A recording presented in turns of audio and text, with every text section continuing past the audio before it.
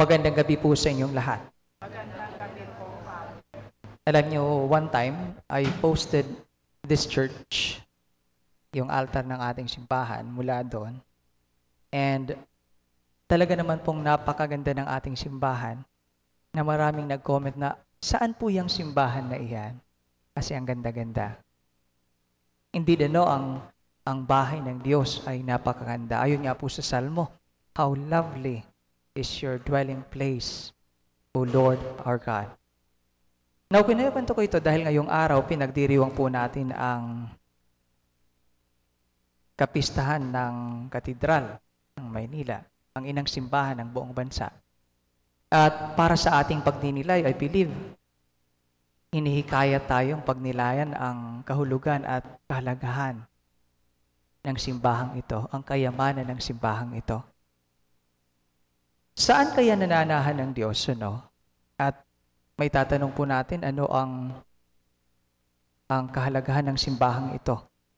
Pag sinasabi po nating simbahan, ano? It could refer to three things. Simbahan, itong batong ito, strukturang ito. Simbahan, bilang katawan ni Kristo.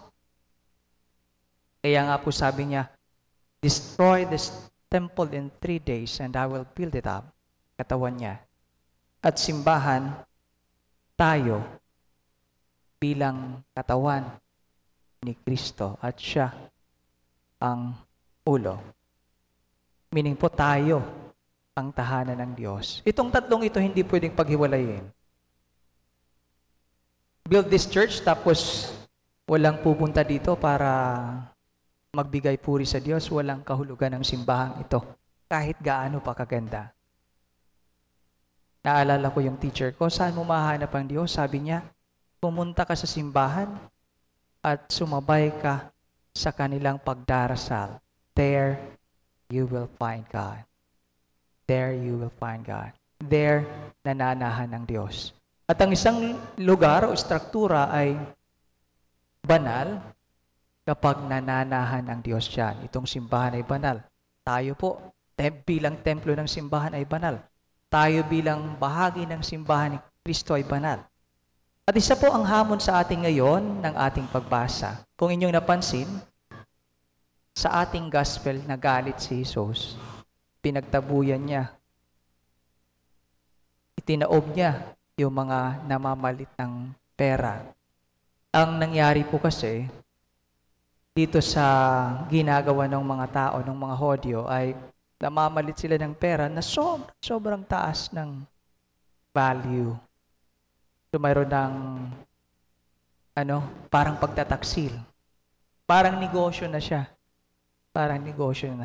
Na yung mga mahihirap ay talagang mas naghihirap pa. Na hindi ka pwedeng makapag-alay ng ordinaryong bagay lang. Yung mga kalapati, sasabihin nila na, yung kalapati mo, reject. Dito ka bumili sa amin, pasado to sa QA, sa quality control, quality assurance, pasadong-pasado. So mayroon na rin parang flood control project, parang gano'n.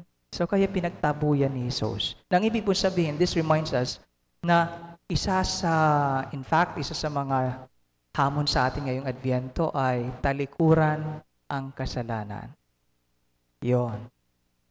In the gospel, Jesus cleanses the temple. And God wants us to cleanse ourselves bilang templo niya. So, ngayong Adbyento, bahagi ng ating pagdiriwang ang bilang paghahanda, ang pag-cleanse o pagtatabuyan ng kasalanan, pagtalikod sa kasalanan, pagtalikod sa kadiliman.